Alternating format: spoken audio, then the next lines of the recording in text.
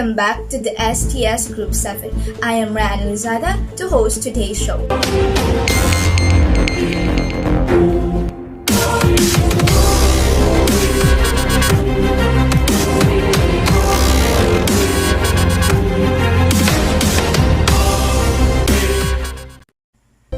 Together with us today are 4 BSMT1A students, Ginlei, Pana, Shainne, Noquira, Yray, and Facura. Welcome to the show, guys.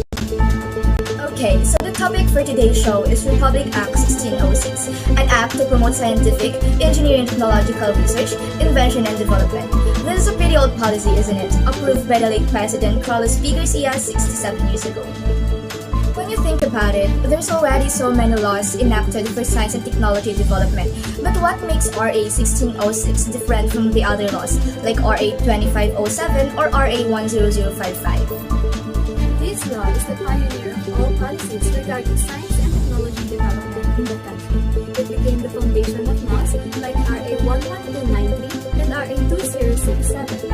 It is very important that in order for science and technology to evolve in the Philippines, there should be a solid foundation in which policies are built on, so that science and technology will be able to progress smoothly to help nation building. But more importantly, RA 1606 main point is the creation of the National Science Board. So it was the starting point of the now. Department of Science and Technology, or DOST, plays one of the most vital roles in the country's specific and technological development. Just like, for example, the country's National Meteorological and Hydrological Services Agency, and also the PAG-ASA, or the Philippine Atmospheric, Geophysical, and Astronomical Services Administration, is one of their scientific and technological services institutes. Besides that, RA 1606 also paved the way to start collaborations with the Department of Education, and because of the creation of the NSB, they were able to work with DepEd to assess the education system to develop students like us in the science and technology field. In fact, the creation of the Philippine Science High School in Diliman, Quezon City through RA 3661 was a result of this effort. And in connection to that, the Congress passed the PSHS system in 1998, allowing DOST to exercise greater autonomy in terms of standardizing and systemizing school operations. PSI, as nicknamed by its alumni, are infamous for having such a rigorous curriculum focusing on STEM. So their admission are actually 100% merit-based and only accepts a few hundred students nationwide.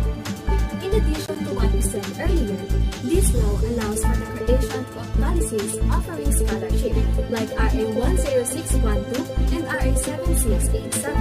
The former was known the Fast Track Science and Technology Scholarship Act of 2013 and was built on the latter Science and Technology Scholarship Act of 1994.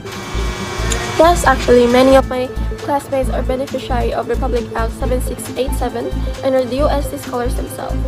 By granting gifted students scholarships, it encourages and enables them to seriously consider a path towards science and technology.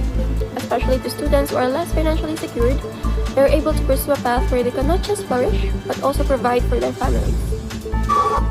It is important that the government not only financially support, but also encourage the next generation of Filipino trailblazers, like Engineer Ferran M. Velasco, who passed and topped the Electronics and Communication Engineering last October.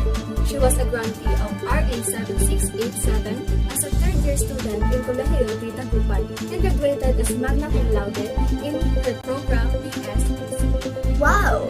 It sure was a trailblazing policy during its era.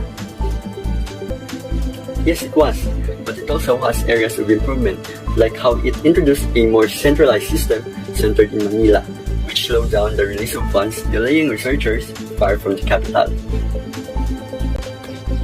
RA 1606 fell short in branching out through other provinces by establishing regional research and training centers. Failing to maximize the potential of the country as a whole, it was through the efforts of later policies that the creation of regional institutions was established.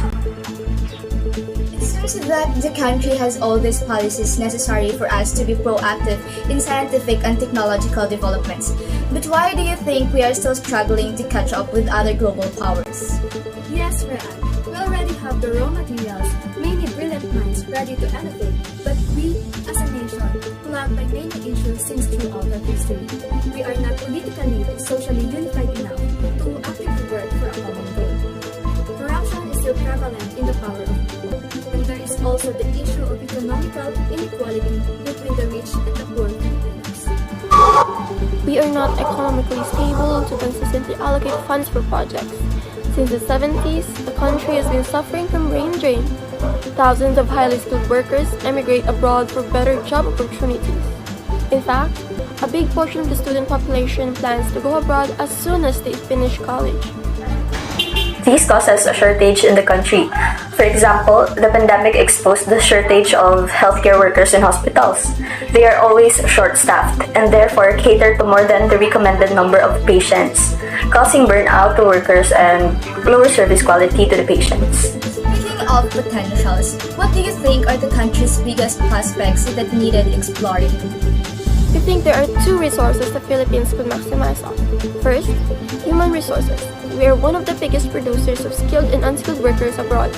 From engineers to construction workers, we supply big companies from Dubai to Japan. A lot of overseas Filipino workers would actually prefer to work near their family but instead needed to work far because of the benefits. So if we make the working conditions and incentives advantageous to both parties, then they would probably also want to work here. Other resources are natural resources and biodiversity, but not only about that. By processing our own natural resources and crops, we are creating a sustainable community, not dependent on importing products from other countries. This will help our economy and then contribute in nation building. Yes, for example, the Philippine Council for Health Research and Development. It is one of the three sectoral councils of the Department of Science and Technology. It is a forward-looking partnership-based national body responsible for coordinating and monitoring health research activities in the country. Well, I'm sure the country's efforts are not wasted, seeing how we have such a knowledgeable and interesting guest today. How about we listen to the opinions of our social media viewers? At SuperAma54 from YouTube, it's very hopeful for the future, saying RA 1606 is exactly what our country needs. Seems like more advancements and breakthroughs in various industries are coming our way. And over at Facebook, user Joseph Dela Cruz says RA 1606, what a great step forward for the country. Her this law promotes scientific, engineering, and technological research, which means more opportunities for innovation and development, and more cool stuffs coming our way. Well, Joseph, I am with you. It is exciting to see what the future holds for the development of science and technology in the country. Wow, what an engaging discussion we have today. What do you think, Julia? Yes, Ryan, it was a really good exchange. We hope that our viewers learned a lot today. Bottom line is, RA 1606 is an important foundation for the progress of science and technology in the Philippines. By expanding the inclusion in this law, we are now witnessing the country's earnest efforts in taking part in the modern global world.